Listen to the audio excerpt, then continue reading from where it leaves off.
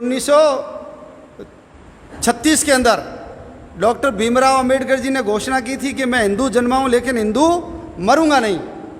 और जब ये बात सारे मुल्ला मौलवियों को, पादरियों को पता लगी तो वो सब उनके पीछे लगे। क्यों? क्योंकि मुसलमान चाहते थे कि ये मुसलमान बन जाए तो इनके जितने अनुयायी वो सब क्या बन जाएंगे? मुसलमान बन जाएंगे। उस समय देश में 18 करोड़, देश के अंदर 8 करोड़ SC और ST के लोग थे।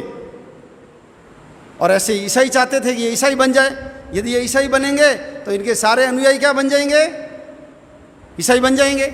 इसलिए उन्होंने सबने प्रयास आरंभ किया।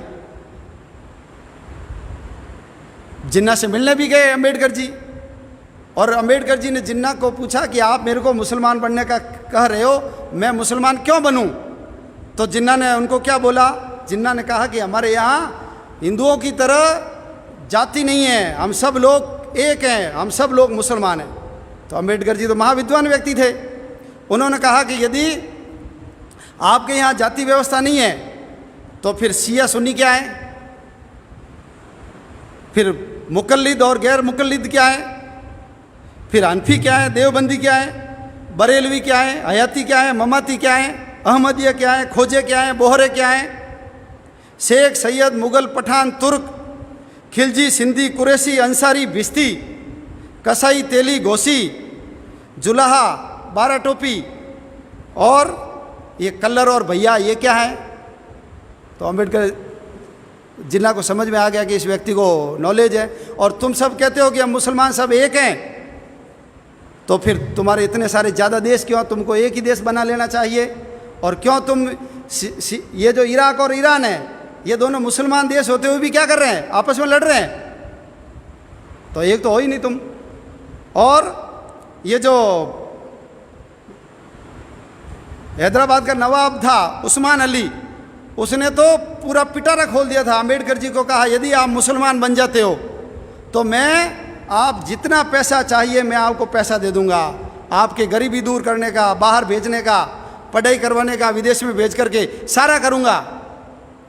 लेकिन डॉक्टर अंबेडकर जी ने उनसे पूछा कि यदि तुम समानता का व्यवहार करते हो, तुम्हारे यहाँ ऊंच नीच नहीं है, तो मुझे एक बात बताइए कि यदि कोई मुसलमान के घर में चोरी करता है या मुसलमान किसी मुसलमान का मर्डर करता है तो उसकी सज़ा क्या है? तो उन्होंने कहा उनके हाथ काट दो, उनके आंखें फोड़ दो उसकी। तो डॉक्टर अंबेडकर जी ने अगला सवाल किया, यदि यही है और यदि मुसलमान यही काम किसी हिंदू के साथ करता है, हिंदू के घर में चोरी करता है या हिंदू के किसी व्यक्ति की हत्या करता है, तो तुम्हारे कुरान में क्या लिखा हुआ है? मुसलमान उनको क्या सज़ा देगा? तो मोहम्मद अली जिन्ना ने क्या कहा? अरे वो तो काफिर है, काफिर को मारने की कोई सज़ा नहीं है। तो उन्होंने कहा ऐसा जो दोगला व्यवहार करता है ना, मैं कभी भी मुसलमान नहीं बनूंगा, मुसलमान नहीं बनूंगा।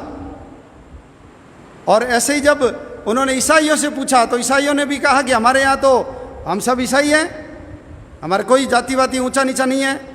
तो अंबेडकर जी ने कहा रोमन क्या होता है, कैथोलिक क्या होता है, लैटिन कैथोलिक क्या होता है, प्रोटेस्टेंट्स क्या होता है, लूथरन्स क्या होता है, मोरमन्स क्या होता है, सेवंथ डे एडवेंटिस्ट क्या है, जैकोबाइट्स क्या है, नेस्टोरियंस क्या है। उनको समझ में आ गया कि इनको सारी चीज़ की जानकारी है। और अब सब जानते हैं यूरोप का इतिहास तो पूरा खून खराबे से भरा हुआ है, और इस्लाम का इतिहास भी खून खराबे से भरा हुआ है। 1936 में घोषणा की थी, लेकिन 1956 के अंदर इन्होंने बौद्ध धर्म अपनाया। 20 साल लगा दिए उन्होंने सोचने में क्या करना मुझे। और जब पाकिस्तान बन गया 47 में, तो पाकिस्तान का तो अनुभव उनके सामने आ गया। उन सबको पता लग गया कि जितने SC और ST के लोग पाकिस्तान में रहे थे, उन सब के साथ मुसलमानों ने दुर्व्यवहार किया, उनको मारा, उनका बलात्कार किया, उनको जबरन उनका धर्मांतरण करवाया। और जो देश के विभाजन के बाद उस समय देश में 2 दलित बड़े नेता थे, एक तो डॉक्टर अंबेडकर जी और एक योगेंद्र नाथ जी मंडल। तो अंबेडकर जी भारत में रहे, लेकिन योगेंद्र नाथ मंडल कहाँ गए? वो पाकिस्तान, जिसको आज बांग्लादेश कहते हैं, पूर्वी पाकिस्तान, उसमें चले गए। इनको मना किया था कि आप वहाँ मत जाइए, लेकिन उसने कहा नहीं, मैं वहाँ जाकर के वहाँ के दलितों की स्थिति सुधारूंगा। और अंबेडकर जी यहाँ विधि मंत्री बने और वो वहाँ विधि मंत्री बने, लेकिन 1.5 साल में योगेंद्र नाथ जी मंडल को पता लग गया कि ये किस प्रकार के लोग हैं, उनका जीना आराम हो गया और वो बांग्लादेश से यानी पूर्वी पाकिस्तान से भाग करके वापस बंगाल के अंदर आए। भारत में आकर के उनको शरण लेनी पड़ी और उनका पूरा जीवन किस में लगा, उनका पूरा जीवन गुमनामी के अंदर कट गया। आज भारत में रहने के कारण डॉक्टर अंबेडकर जी का इतना बड़ा स्थान हो गया। तो अंबेडकर जी ने कहा था, जिसकी जड़ें विदेशों से जुड़ी हुई है उसमें मैं कभी भी नहीं जाऊंगा। बौद्ध धर्म तो हिंदू धर्म का ही अंग है।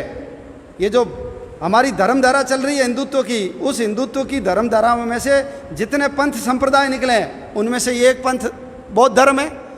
और यदि वो बौद्ध बन जाता तो क्या फर्क आ जाता, वही नाम रहते हैं हमारे जैसे, वही पूजा पद्धति, वही दीपक, वही चावल, वही मौली, वही अगरबत्ती, वही माला, वही फूल, वही टंकोरी, वही आरती, कोई फर्क नहीं पड़ता बुद्ध बनने से। और हमने तो हमारे जो अवतार हुए हैं उनमें से भगवान बुद्ध को क्या माना है, अवतार माना है।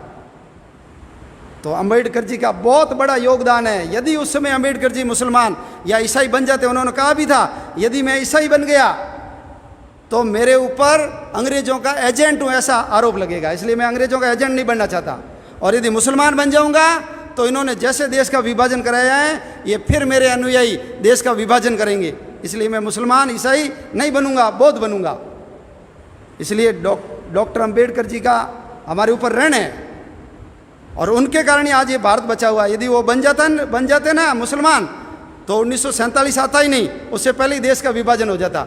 और ये अभी जितनी ज़मीन गई ना उससे ज़्यादा ज़मीन हमारे हाथ से चली जाती। और ये सारे जितने हमारे दलित बंधु हैं ये सारे आज मुसलमान बन करके हिंदुओं के खून के प्यासे बन जाते हैं। तो ये बहुत बड़ा पाप होने से रोकने का काम यदि किसी ने किया है तो ये डॉक्टर भीमराव अंबेडकर जी ने किया है, इसलिए हम सब लोग उनके ऋणी हैं। अशोक जी सिंघल ने कहा है हम सब लोगों को इन लोगों के चरण छूने चाहिए। क्यों? डॉक्टर अंबेडकर जी ने कहा था कि मैंने इतिहास पढ़ा है, 6वीं शताब्दी से पहले भारत के अंदर छुआछूत नहीं थी, ये मुगलों के आने के बाद हुई है छुआछूत। हाँ, अपवित्रता जरूर थी लेकिन अस्पृश्यता नहीं थी। और यदि वो बन जाते तो आज हमारी भूमि भी कम हो जाती, हमारी जनसंख्या भी कम हो जाती। इसलिए इन लोगों ने अपने धर्म को बचाने के लिए ये काम कर लिया, मांस निकालना, चमड़ा निकालना, मैला ढोना स्वीकार कर लिया, लेकिन ये मुसलमान नहीं बने। इसलिए हम सब लोगों को इनके चरण छूने चाहिए। ये वास्तविक स्वतंत्रता संग्राम के महान योद्धा सन्यासी है।